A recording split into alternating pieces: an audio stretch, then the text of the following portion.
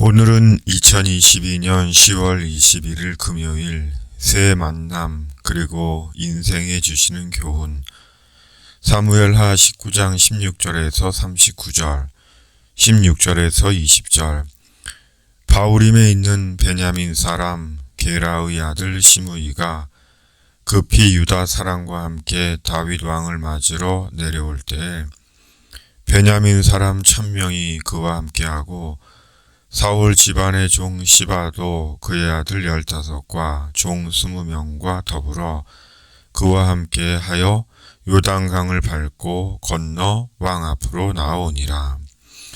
왕의 가족을 건너가게 하며 왕이 좋게 여기는 대로 쓰게 하려 하여 나룻배로 건너가니 왕이 요단을 건너가게 할 때 게라의 아들 시므이가 왕 앞에 엎드려 왕께 아뢰되 내 주여 원하건대 내게 죄를 돌리지 마옵소서.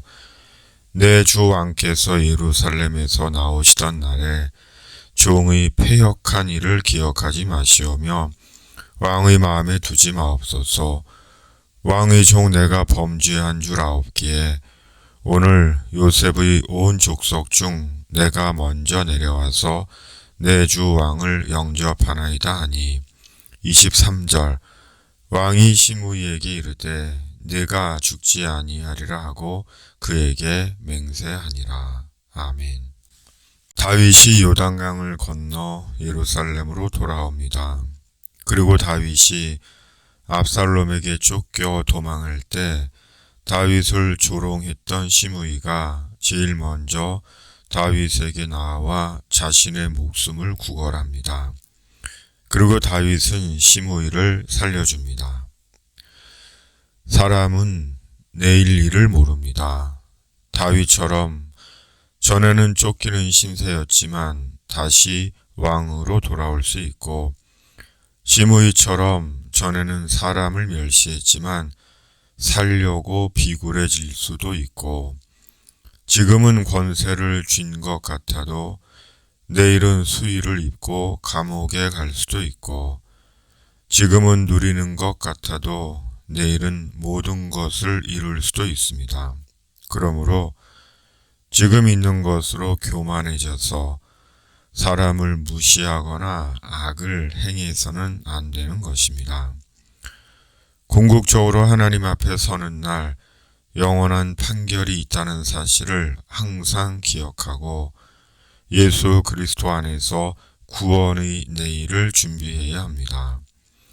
후회해도 소용없는 날이 이르기 전에 지금 예수님을 시인하고 마음에 영접하고 믿고 예수님 안에서 겸손하고 정직하고 성결하고 돕고 나누는 삶을 살아야 합니다.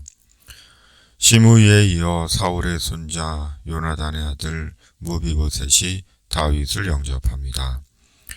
그러자 다윗이 무비보셋에게 왜 자기와 함께 가지 않았는지를 묻습니다.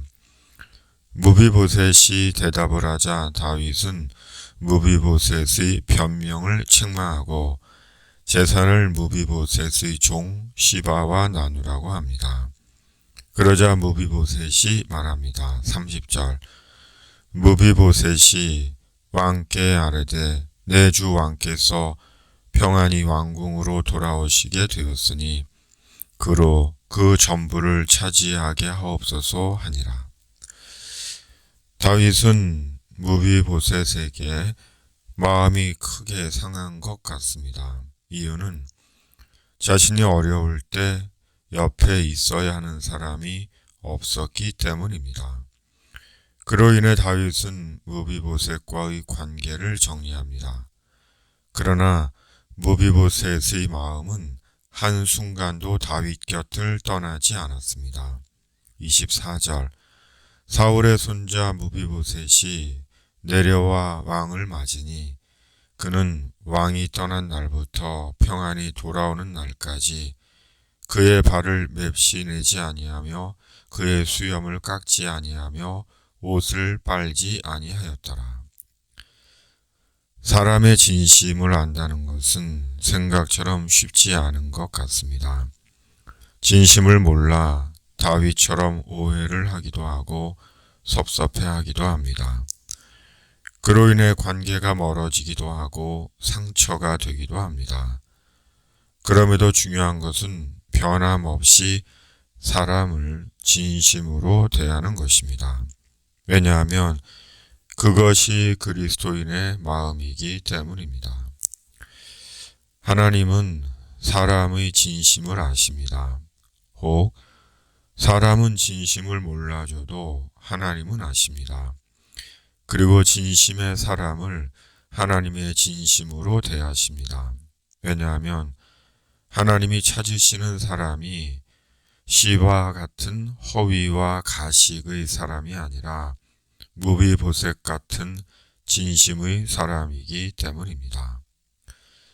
무비보셋에 이어 다윗이 바르실레를 만납니다. 바르실레는 다윗을 진심으로 공경하던 사람이었습니다. 이런 이유로 다윗은 바르실레에게 함께 예루살렘 궁으로 가자고 합니다. 그러나 바르실레는 사양합니다. 그리고 자기 대신 김함을 부탁합니다. 38, 39절. 왕이 대답하되 김함이 나와 함께 건너가리니 나는 네가 좋아하는 대로 그에게 베풀겠고 또 네가 내게 구하는 것은 다 너를 위하여 시행하리라 하니라. 백성이 다 요단을 건너매 왕도 건너가서 왕이 바르실레에게 입을 맞추고 그에게 복을 비니 그가 자기 곳으로 돌아가니라. 바르실레는 죽음이 멀지 않은 노인이었습니다. 그리고 그는 부모의 묘 곁에서 죽기를 바랐습니다. 바르실레는 더 이상 아무 욕심도 야망도 없었습니다. 사람의 욕심은 끝이 없습니다. 욕심은 죄인의 본성 같습니다. 그러기에 인간은 죄인이 분명합니다. 그럼에도 욕심을 버려야 할 때가 있습니다. 죽음 앞에서입니다. 왜냐하면 욕심이 죽음을 지나가게 하지 못하고 욕심을 버리지 못한 채 맞는 죽음은 두려운 죽음이 되기 때문입니다. 인생은 얼마나 욕심을 버리느냐의 문제 같습니다. 왜냐하면 욕심을 버리는 인생이 하나님이 보시기에 선하고 복되고 아름다운 인생이기 때문입니다.